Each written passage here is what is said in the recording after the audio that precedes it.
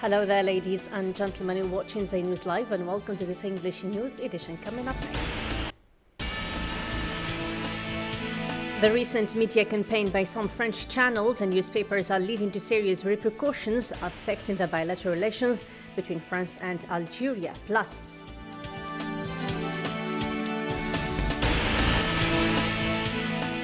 the Social Movement for Peace Party organized an initiative devoted for reviving the Grand Maghreb Union. And later on in our news program, more than 165 world leaders have gathered at the UN headquarters to sign the Paris Climate Deal and get the ball rolling on plans to check global warming.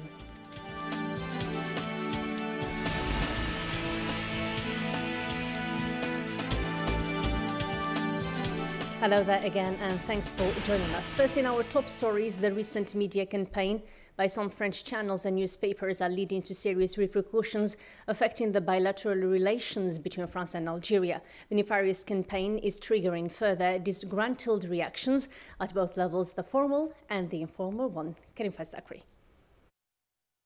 The repercussions of the French campaign, which targeted Algeria last few days, is still ongoing and still provoke further disgruntled reactions at both the formal and the informal levels. This is eventually pushing the bilateral relations between Algeria and France to further tension, according to observers' opinions. The tension may not be limited to political and diplomatic relations, but its aftershocks may extend to economic and trade cooperation between the two countries. In fact, the threats of Abdelmajid Sidi Said, the first administrator of the Central Trade Union Forum, supported by the heads of Algerian Businessmen Forum in this regard, came open and are straightforward and honest.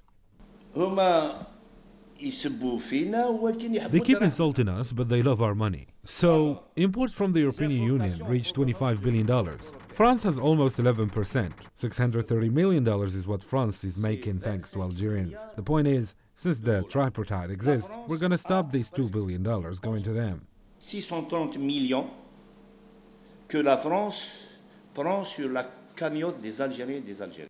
The French media campaign, launched by Le Monde newspaper and supported later on by some French channels, went way out of the professional media framework to turn into a political and an official deliberate campaign against the Algerian constitutional institution, which is the presidency, chiefly after the picture that the French Prime Minister Manuel Valls published in a tweet. The Algerian reaction went beyond partisan and associations framework to a formal escalation expressed by the first representative of Algerian diplomacy, Mr. Ramatal Amamra, who stressed that crossing other states' red lines is unacceptable in diplomatic norms. Furthermore, the upper parliamentary chamber initiated as well by making a strongly worded formal statement signed by the second man in the state. The statement carries direct and clear message to French officials. The conclusion of the message is that Algerian and French bilateral relations are at stake. All in all, what the French media and political parties are doing in order to blackmail and bargain will lead to one serious outcome between the two countries: a crisis.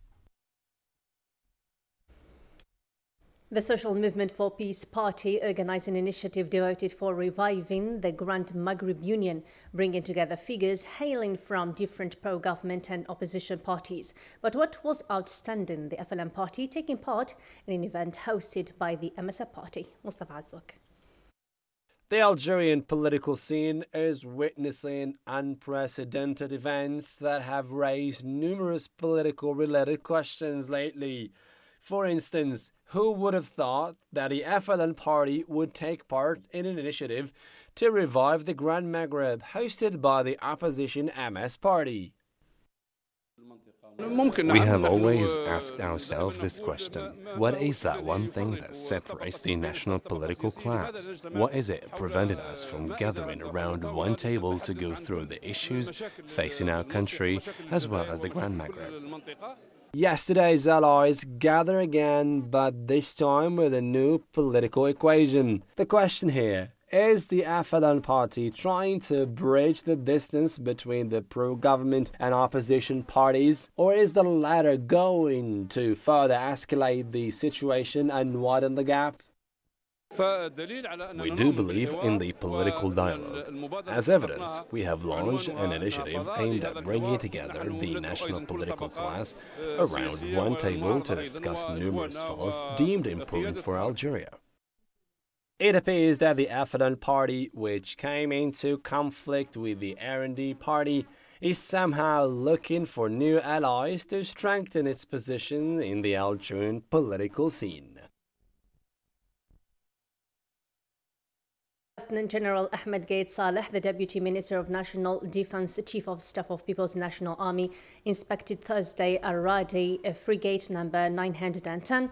Lieutenant General Gaid Saleh, accompanied by Major General Mohammed Al-Arbi Hawli, the commander of the Naval Forces, inaugurated and inspected the warship at the headquarters of the Naval Forces Command in Algiers. The warship is equipped with the most sophisticated and high-precision technologies in the military naval field, with the ability to intervene in a broad field of action from the fulfillment of various missions. Frigate Aradi comes to strengthen Algeria's naval forces within the framework of a development plan aimed at modernizing naval fleet. Thus, Algeria's defense capacity will be enhanced and the field forces of People's National Army developed and reinforced. In other national news, National Office for Al-Hajj and Umrah announced the exclusion of 44 travel agencies from organizing Umrah process for 2016 season. This decision comes as these travel agencies had a delay in Al-Umrah process. The latter faced this decision with outrage. Hence, 44 travel agencies has been excluded from the Umrah organizing process for the season 2016 by the National Office of Hajj and Umrah, a decision considered by the head of travel agencies' National Committee as irrational since this procedure wasn't justified to the public opinion.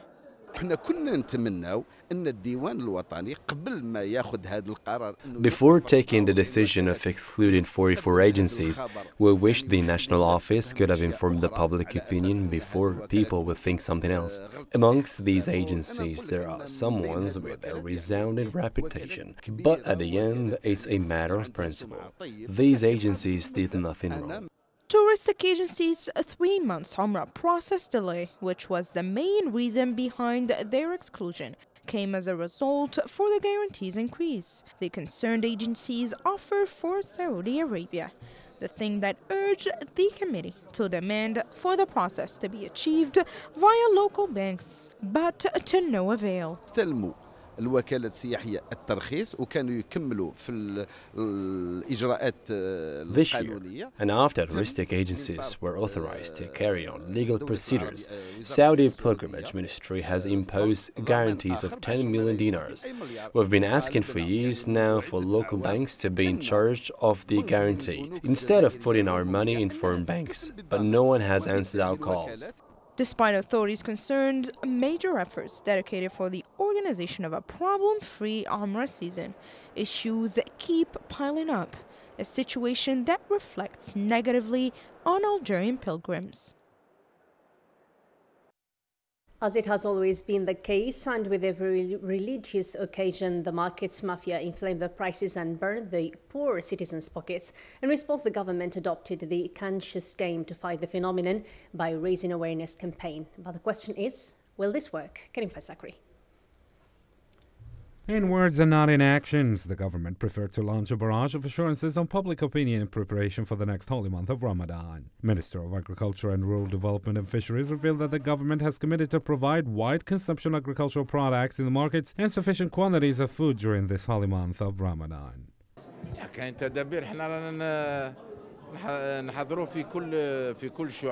There are measures, we are preparing ourselves and we're in control. God willing, the supply of different products will be up to the level. Meat, white meat, and all necessary foodstuffs. We're watching very close everything with the farmers, breeders. We're making sure that they don't have any kinds of problems which may have a negative effect on the production. Everything is under control though. Away from the press, Minister of Trade decided to meet the representative of the General Union of Algerian Traders and Craftsmen to discuss the preparation for the month of Ramadan. The meeting ended by releasing a communique in which the two sides committed themselves to raise an awareness campaign on distributors, dealers, wholesalers and retailers so as to guarantee supplying the market with enough quantity of foodstuffs. This comes instead of actual fighting against the war that the latter wage on poor citizens' pockets whenever an occasion like that comes. The communique reads, the sensitization campaign aims at ensuring continuous supply for citizens and that the legal prices of wide consumption products are respected and avoid resorting to speculation and random pricing, as well as to keep the prices at a reasonable level to avoid inflation due to storing products with strong demand in this holy month of Ramadan. So this seems to be the government's approach in the direction of public opinion, as a prior step to spare the citizens' nightmare of prices, inflation and burning their pockets next Ramadan. The question is, will the government succeed in using moving words tickling the conscience of the markets mafia? Only time shall tell. Algerian hacker and developer of spy eye malware Hamza bin Dallej has been sentenced by U.S. court to 15 years in prison and 3 years of supervised release on charges related to his role in developing and distributing the virus. Bin Dallej, 27, has pleaded guilty to 1 count of conspiring to commit wire and bank fraud, 10 counts of wire fraud, 1 count of conspiring to commit computer fraud and abuse, and 11 counts of computer fraud and abuse. He had faced 60 years prison and a $24 million fine.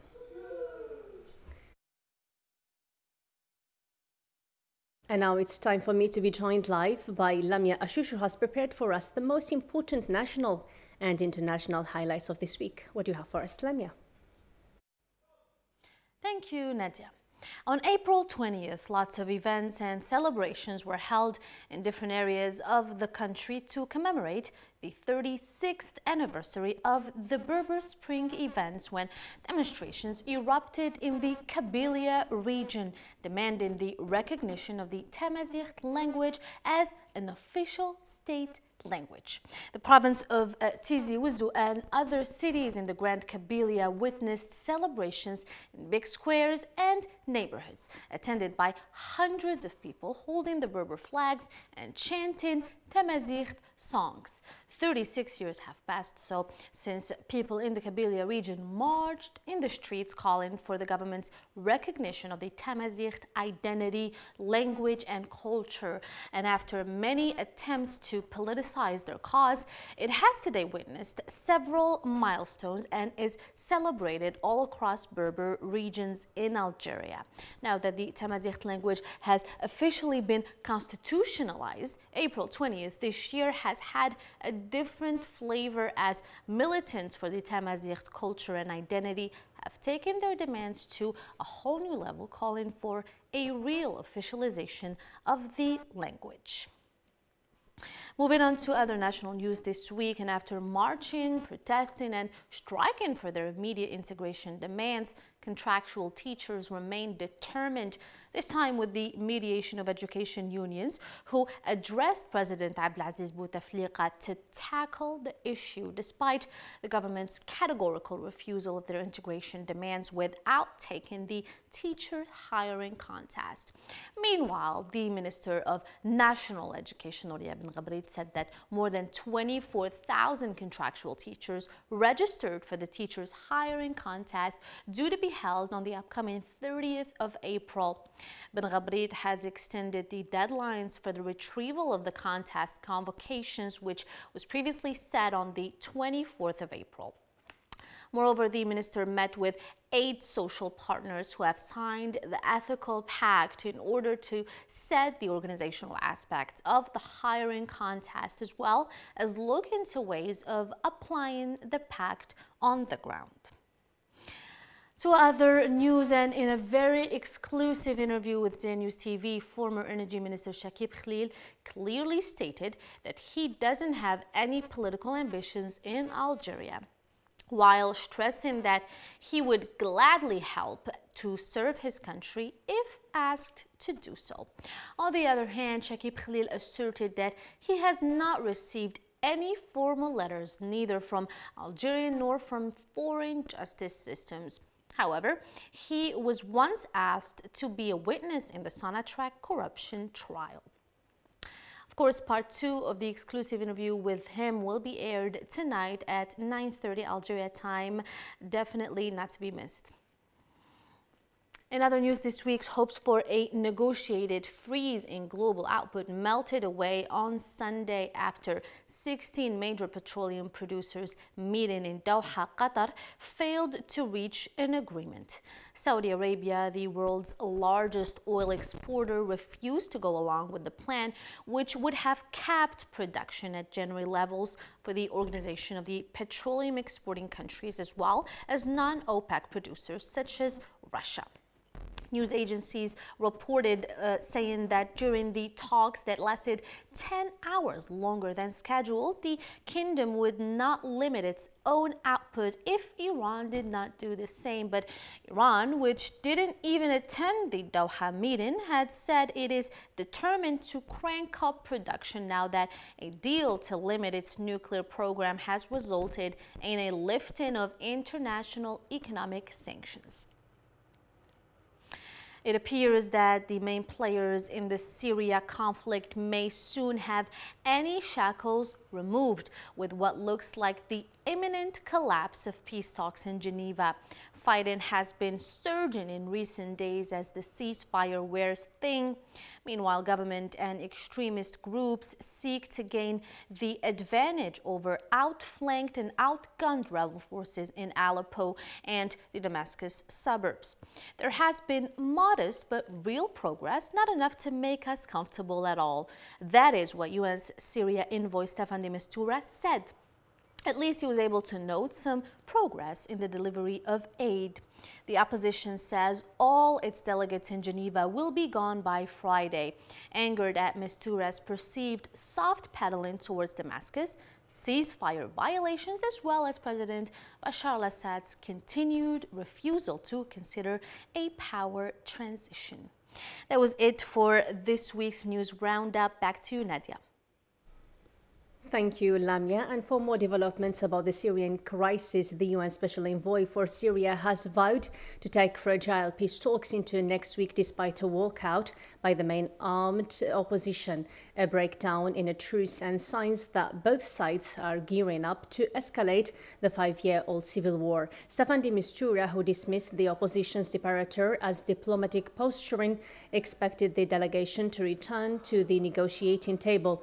The opposition declared a pause this week because of a surge in fighting, too little movement from the government side on freeing detainees or allowing in aid. President Barack Obama today, Friday, urged British voters to reject the chance to leave the European Union, saying the group magnified the power of the United Kingdom.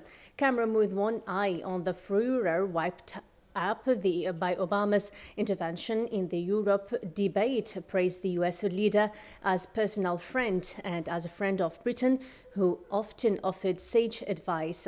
And he said that there was no contradiction in Britain having a strong special relationship with the United States and taking a leadership role in the European Union. More than 165 world leaders have gathered at the UN headquarters to sign the Paris climate deal and get the ball rolling on plans to check global warming. Held on Earth Day, Friday's ceremony in New York City comes 4 months after the deal was clinched in Paris and marks the first step towards binding countries to the promises they made to cut greenhouse gas emissions. French President François Hollande and Canada's Justin Trudeau joined John Kerry, U.S. Secretary of State, for the ceremony attended by more than 165 governments, the largest single-day signing of an international agreement.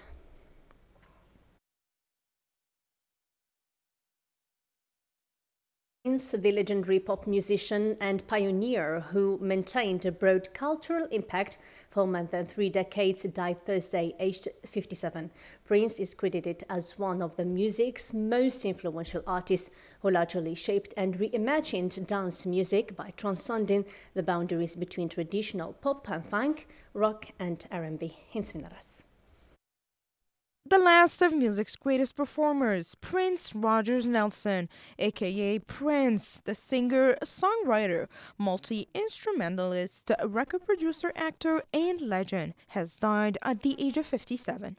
prince's body was discovered at his Paisley Park compound in Minnesota early Thursday morning. The Carver County Sheriff's Office are still investigating the circumstances of Prince's death. The medical examiner's office has received Prince's body and will perform an autopsy later on Friday. The singer had a medical emergency on April 15th that forced his private jet to make an emergency landing in Illinois, but he appeared at a concert the next day to assure his fans he was okay. Prior to his most recent appearance, however, Prince had canceled 2 shows due to health problems. Prince self-produced his first hit, the 1978 self-titled Prince, which put the artist at the helm of a new age of dance pop music. Over the course of Prince's career throughout the 80s and 90s, he gained notoriety for his musical range and overtly sexual performances where he upended masculine gender stereotypes. He went on to churn out a ton of hits and racking up 7 Grammys in the process. He also performed at the Super Bowl in 2007 in one of the greatest live performances of all time.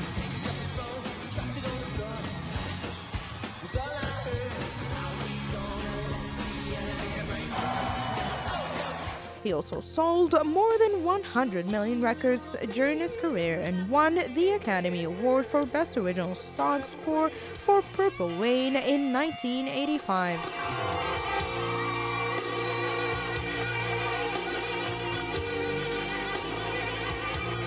There was an outpouring of sadness and condolences from celebrities on Twitter. Celebrities including Billy Idol, Boy George, Shaq, Ellen DeGeneres, and Wyclef Jean called Prince a visionary, a legend, and larger than life. And this is just came in. Apparently, the football match between USM Algiers versus MCA seems to end with a draw 2-2, and we just keep your attention that the match will finish in the coming minutes. And now it's time for us to have a reminder of our main top stories. The recent media campaign by some French channels and newspapers are leading to serious repercussions affecting the bilateral relations between France and Algeria. The Social Movement for Peace Party organized an initiative devoted for reviving the Grand Maghreb Union.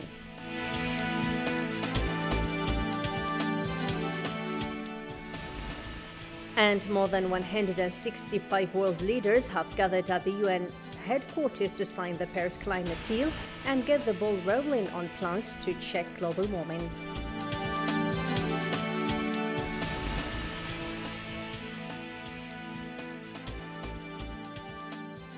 So for me, Nadia Kasmi, and the rest of the team, for more news, visit our website and other social media networks. Thanks for watching. Bye-bye for now.